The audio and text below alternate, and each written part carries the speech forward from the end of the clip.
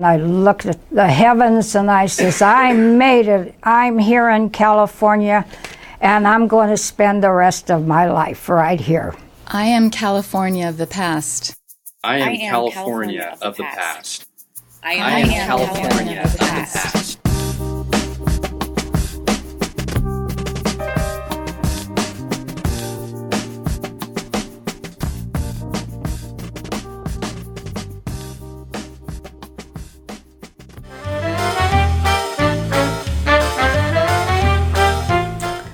My name is Mary Torres, and I want to tell you about my trip to California. The year was 1942. Our nation was a very troubled nation.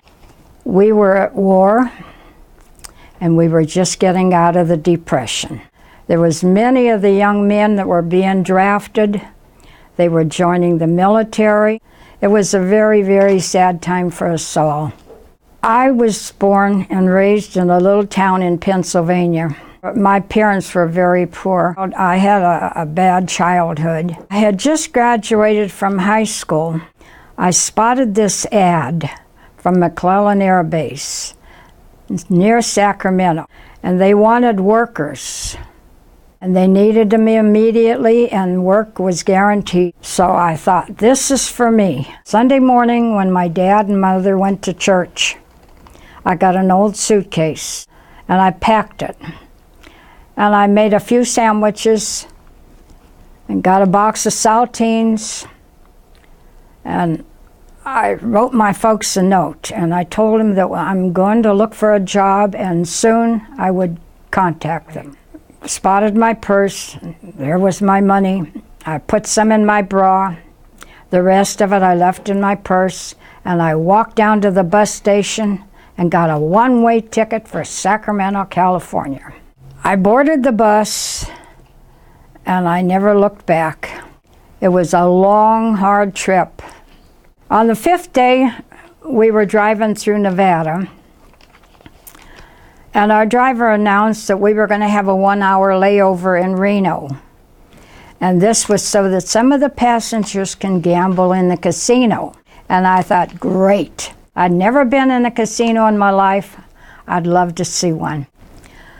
So as the passengers went into the casino, I followed.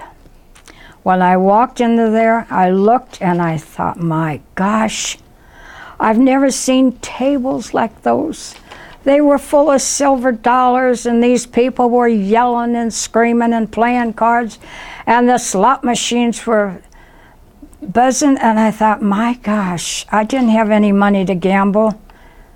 This wasn't for me, so I went back out to the bus. The bus driver announced that we would have 3.5 hours before we'd be in Sacramento.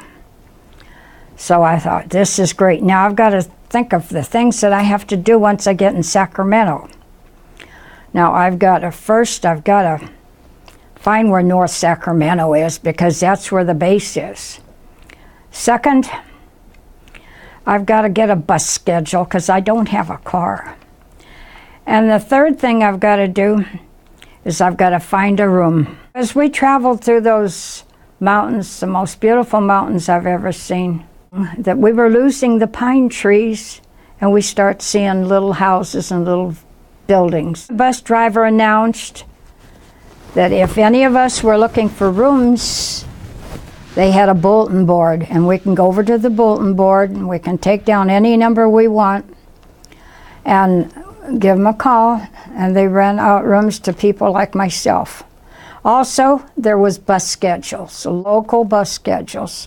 I thought, great. When I got my suitcase, I went into the bus terminal, and I walked up to the bulletin board, and I saw several phone numbers from North Sacramento. This is what I needed. So I marked them both down and went over to the payphone, and I called. And the first number was the lady that had a room for me. So she said, if you'll come on out, she says, I'll hold the room for you. As I walked out of the bus station, I spotted the bench where the local bus would stop. But there, before it, was an orange tree. I had never seen an orange tree in my life. So as I walked over to the orange tree, there was a couple of oranges on the ground. I picked them up and put them in my bag. Walked over to the bench and I looked at these buildings and I looked at the heavens, and I says, I made it. I'm here in California and I'm going to spend the rest of my life right here. The bus came. It wasn't hard for me to find the lady's house. I saw the room and I liked the room and I thought, you know, it's been 5 days since I've had a bath. It's been 5 days since I've laid in a bed and I'm very hungry. So I went to my room and got a couple of saltines, grabbed myself one of the oranges and ate for a minute, and I went into that bubble bath and I soaked. And then I thought, as I'm walking back to the bedroom, I thought, you know, I think I'm going to be asleep before I even hit that pillow. The next morning I got up bright and early and I found the local bus stop. And it took me right over there to McClellan Air Base. Oh my gosh. And I found the employment office. And I signed paper after paper, my first job. And it was a doozy.